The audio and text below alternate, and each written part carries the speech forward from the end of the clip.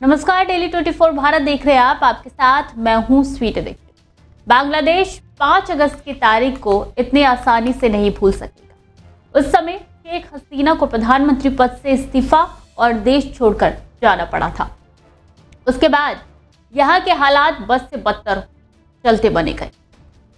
हिंदुओं के घरों और व्यापारिक प्रतिष्ठानों को निशाना बनाया जा रहा है। अब इस पूरे मामले पर पूर्व पीएम शेख हसीना ने बड़ा आरोप लगाया है।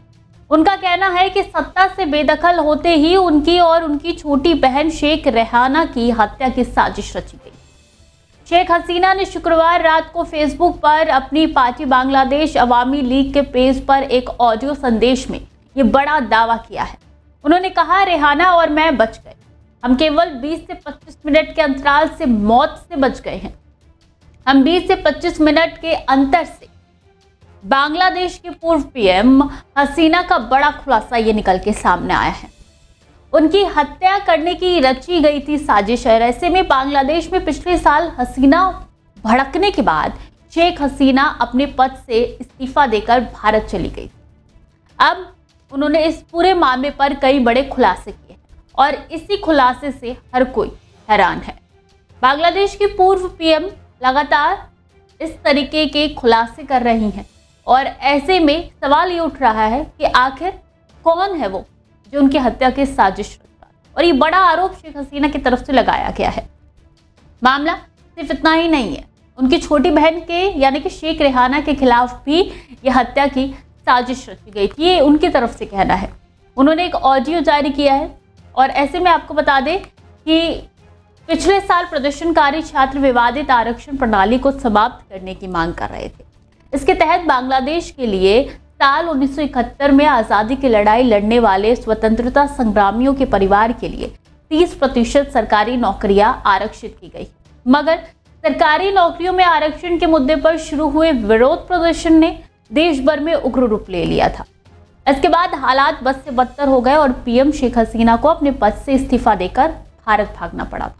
इस दौरान 600 से ज्यादा लोग मारे गए थे। 76 साल की हसीना के सत्ता से हटने के बाद नोबेल पुरस्कार विजेता मोहम्मद यूनुस के नेतृत्व में एक अंतरिम सरकार का गठन किया गया था। अब हसीना ने दावा किया है कि उनकी हत्या की कई बार साजिशें रची गई थी।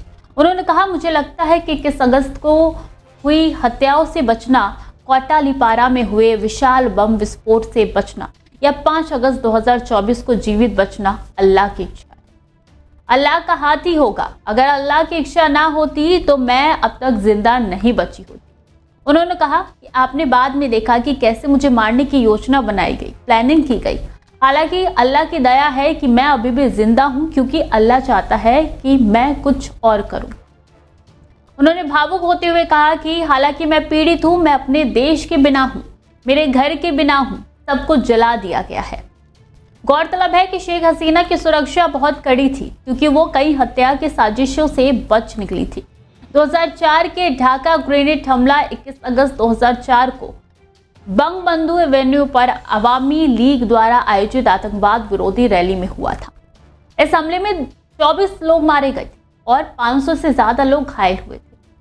यह हमला शाम 5:22 पर किया गया था, जब तत्कालीन विपक्ष के नेता शेख हसीना ने 20,000 लोगों की भीड़ को संबोधित किया। इस हमले में हसीना को कुछ चोटें भी आई थी।